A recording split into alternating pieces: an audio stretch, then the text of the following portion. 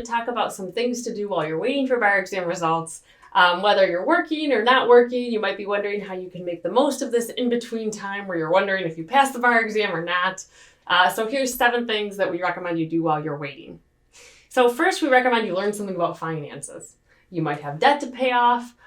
If you don't have debt to pay off, you might want to learn a little bit about how to properly invest your money or save or whatever. A lot of people don't pick up these skills in high school or college. And then after law school, hopefully you'll be making some money that you'll be able to make wise decisions about what to do with it. So we recommend that you read blogs, read books, try to figure this out now. It's a great time because you're just starting off your career, so you can avoid a lot of the mistakes that people make, like not saving up for retirement or not paying off student debt as quickly as they could. So those are just some things to start with. Next, I recommend that you reflect on what you want out of life. For example, when I graduated law school, I didn't necessarily need like a super high paying job, but I really valued a job that was flexible so I could work. I wasn't punching in, punching out every day, and something that was challenging. So I went into litigation because I wanted to do something that I thought would put me out of my comfort zone, give me a challenge, and it was flexible. My boss didn't care where I worked from as long, or when I worked even, as long as I got everything done. Some people value making a lot of money or having a prestigious firm or whatever. Just think about what you value and the kind of lifestyle that you want for yourself. It's really easy to go from one period of your life to the next and not actually reflect on what you're doing or why.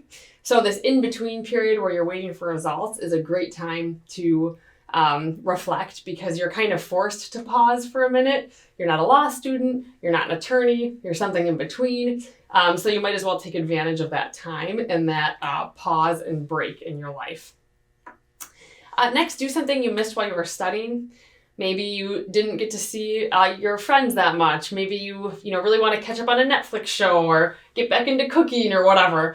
Whatever you kind of missed while you were studying, take advantage of any extra time you might have now that you're not studying and do some of those things. Next, we recommend that you travel. Of course, we're taping this during the coronavirus, outbreak, and so there are restrictions on traveling and people might not be too keen on it. But traveling doesn't have to be expensive. Even just getting away somewhere close, you don't have to fly somewhere. You don't have to go to a super fancy resort.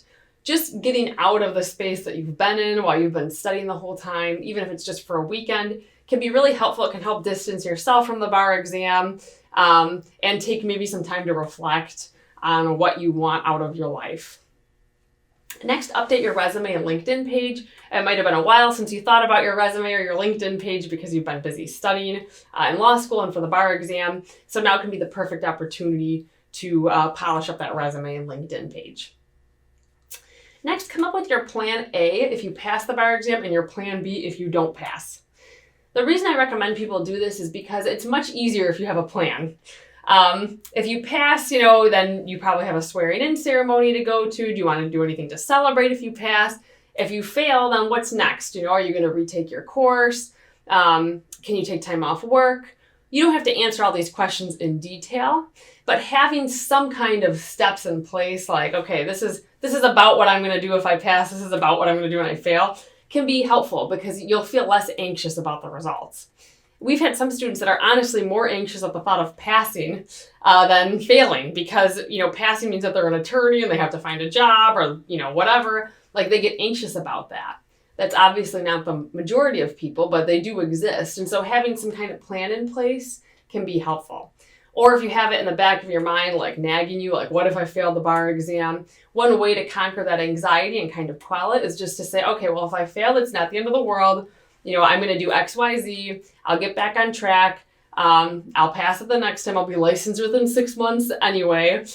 So having that in the back of your head can be helpful just for your own peace of mind, even if you don't think you failed.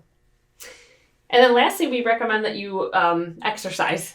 Most law students and people studying for the bar exam aren't exactly at the peak of their physical health, even if you did incorporate exercise into your schedule. So building some kind of exercise routine or regular habits as you begin your career can be a great thing to do while you're waiting for bar exam results. So hopefully this helped to give you some ideas of some productive things you can do while you're waiting for your results. Good luck.